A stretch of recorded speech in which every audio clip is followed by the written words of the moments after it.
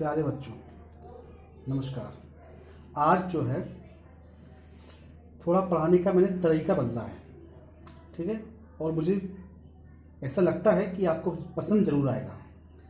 अभी तक क्या करते थे, हम आपको होमवर्क देते थे पहले, और होमवर्क देने के बाद फिर सॉल्यूशन डालते थे। अब मैंने प्रोसीजर चेंज किया है। अब जो सवाल दिए थे मैंने, उनको थोड़ा सा अभी कुछ समय के लिए मैंने रोका है, क्योंकि वो सवाल जो थे वो आलेखी विधि से थे। आप लोगों ने जो सवाल लगाए हैं वो सरल कर दिए, सीधा विलोपन विधि से हल कर दिया था। लेकिन आज जो है जो 3B स्टार्ट किया है, इसमें हमने एक तरीका बदला है। इसमें जो लिखा है आपको, प्रतिस्थापन विधि से समीकरण को हल कीजिए। यानी कि आप इसको सरल तरीके से नहीं करेंगे कि समीकरण बाई को बाई काट देंगे, जोड़ने पर घटाने पर, ऐसा कुछ नहीं है। इसमें प्रतिस्थापन 3 प्रकार की बेटा विधियाँ होती हैं। एक तो विलोपन विधि, प्रतिस्थापन विधि और वज्र गुणन विधि। तो अभी आपको प्रतिस्थापन विधि समझना है, ठीक है। प्रतिस्थापन विधि के बाद विलोपन विधि कक्षा 8 में थी, और वज्र गुणनखंड विधि वेरी इंपॉर्टेंट है। हर परीक्षा में वज्र गुणन विधि से एक दो सवाल जरूर आते हैं, और पूरा 4 नंबर का आता है भाई साहब, ठीक है। और इसी तरीके से प्रतिस्थापन विधि का भी एक सवाल जरूर आता है। तो प्रतिस्थापन विधि से एक सवाल जरूर फंसेगा आपका पेपर में। तो अब तरीका ही बदला है हमने एक सोचा है कि पहले आपको सॉल्यूशन देंगे।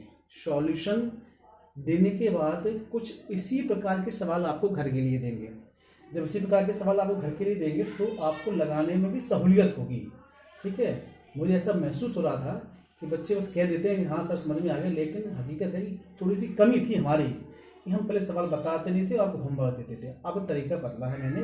अब पहले सवाल सॉल्यूशन करेंगे, और जो सॉल्यूशन दे दिया है उसी के आधार पर मैं आपको सुबह होमवर्क दूंगा। क्यों भाई, इस तरीका सही है? तरीका सही है तो सभी लोग कमेंट करेंगे। और दूसरा, अब ये जो लिंक डालते हैं आपको, इसमें वीडियो सभी लोग देखा करो। ऐसे थोड़ी काम चलेगा, वीडियो पूरा देखा करो। इतनी मेहनत से बनाते हैं, आपका प्रयास क्या होना चाहिए कि उसको पूरी वीडियो को देखना चाहिए, और फिर भैयाओं को शेयर भी करना चाहिए। जो आपके मित्र वगैरह हैं, जो ट्यूशन नहीं पढ़ते या अलग हैं, उनको भी शेयर करो तो उनका भी लाभ होगा, ठीक है। तो और लोगों को शेयर भी करना है, और सवाल को ध्यान से देखना है, और YouTube पर जाकर देखना है, और सब्सक्राइब करके उसको लाइक का बटन भी दबाना है। सबको ये विशेष इंस्ट्रक्शंस है। चलिए अब इसको देखेंगे। यहाँ पे समीकरण 1 है, x + y = 17, और x - y = विलोपन विधि से हल करेंगे तो सीधा एक काट देते हैं, कट हो जाए। लेकिन प्रतिस्थापन विधि से समीकरण हल करना है, ध्यान देना। क्या है? प्रतिस्थापन विधि से समीकरण को हल करना है।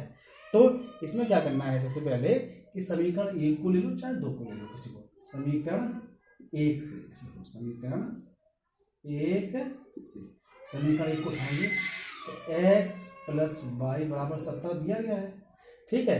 x + y = 17 दिया गया। यदि x को ट्रांसफर करेंगे, x को ट्रांसफर करेंगे तो y = 17, x का है प्लस का है, इस साइड होगा माइनस का हो जाएगा।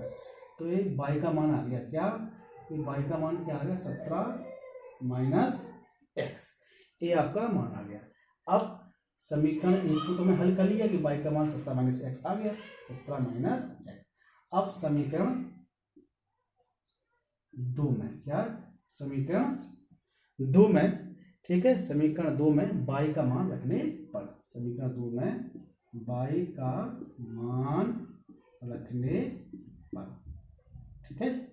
y का मान रखेंगे तो समीकरण पहले 2 तारिए आप ध्यान से। तो x - y = 1, y के स्थान पर कितना रखना? 17 - x। तो x में x रहेगा माइनस, ठीक है। जब माइनस की संख्या बाहर है तो कोष्टक का यूज कर सकते हैं, और यदि धन का चिन्ह होता तो कुछ नहीं करते, सीधे लग देते। सबको मालूम है, सब होशियार बच्चे हैं। तो 17 - x, ठीक, बराबर 1। अब कोष्टक तोड़ेंगे तो x - 17 + x = 1। अब प्लस का x प्लस का जुड़ेगा तो कितना होगा? 2x, और माइनस का 17 उस साइड जाएगा तो क्या होगा? 1 - 17। तो यहाँ पे 17 और 1 18, और 2 पक्षांतर होंगे तो काय को जाएंगे डिवाइड की। तो x = 18/2 काट देंगे तो x की वैल्यू कितनी आ जाएगी? 9। ये आपका x का मान आ गया। क्या आ गया, x का मान। अब y का मान आप जानते हैं कि y का मान निकालेंगे तो y का मान तो दिया गया था। अब y का मान निकालने के लिए यहाँ पर लिखेंगे x का मान रखने पर समीकरण लिख दीजिए, चाहे इस y में रख दीजिए। y का मान निकालना था तो y बराबर 17 माइनस एक्स, y बराबर 17। x की वैल्यू कितनी थी सर, 9 थी, तो माइनस की 9 यहाँ रख देंगे तो y का मान 17 में से 9 घटाएंगे तो कितना बचेगा, 8। इस तरीके से y का मान ये आपके प्रतिस्थापन विधि से समीकरण को हल करना होगा।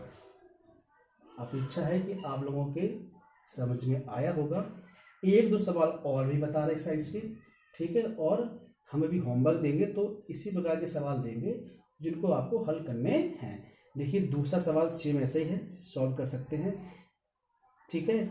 तीसरा सवाल भी सेम है, कर सकते हैं। चौथा सवाल थोड़ा सा डिफिकल्ट है, चौथे सवाल को अभी हम हल करके आपको बता रहे हैं।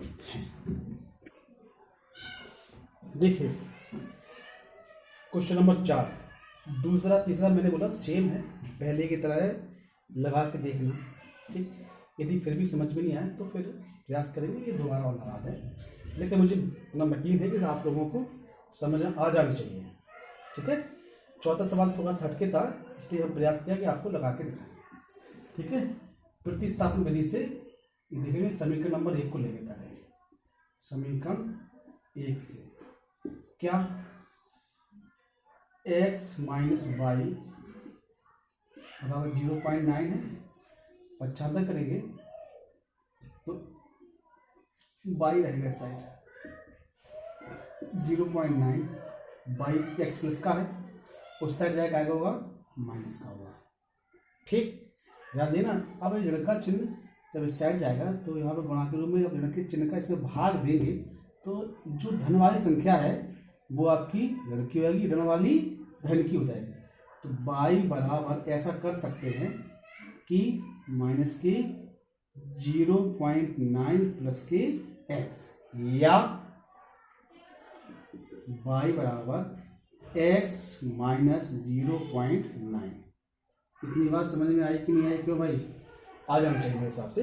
सेम है, तरीका बदला में, उसका क्रम बदल दिया है पदों का। y का मान आ गया x माइनस 0.9। क्लियर है, सबको समझ में आया। अब समीकरण 2 में y का मान रखने पर, समीकरण 2 में y का मान रखने पर, ठीक सर। अब समीकरण 2 उतारेंगे, यहाँ 11 लिखा है, 11/2 कोष्टक में x plus Y equal to 1, ठीक। अब 11 की जगह 11 रहेंगे, 2 की जगह 2 रहेंगे, और यहाँ पे कोष्टक लगाएंगे बड़ा वाला, ठीक सर। x का मान x ही, लेकिन मान तो y का निकाला था हमने, प्लस, चूंकि प्लस का चिन्ह है यहाँ पे तो फिर कोष्टक दूसरे लगाने की आवश्यकता नहीं है। तो y का मान कितना है, x माइनस 0.9, ठीक। अब देखेंगे यहाँ पर 11 बराबर कितना, ये था 11/2 का गुणा हो जाएगा यहाँ पे, x और x 2x होगा, ध्यान करना, x और x 2x का 2 में गुणा होगा तो कितना होगा 4x, और 2 गुणा में होगा तो 0.9 में होगा तो 1.8 आएगा। इतना क्लियर है,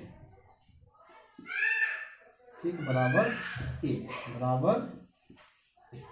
अब क्या करना है कि इसके नीचे 1 लेंगे और क्रॉस मल्टीप्लाई करेंगे, 1 कोण 11 में करेंगे तो 11 आएगा, 1 कोण इसमें करेंगे तो उतना ही आएगा। तो ऐसे लिख सकते हैं 4x माइनस 1.8 इक्वल टू 11।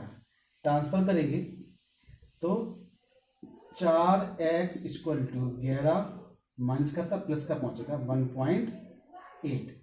जोड़ेंगे दोनों को जोड़ेंगे तो 11 और 1 12.8, कितना होगा 12.8 होगा।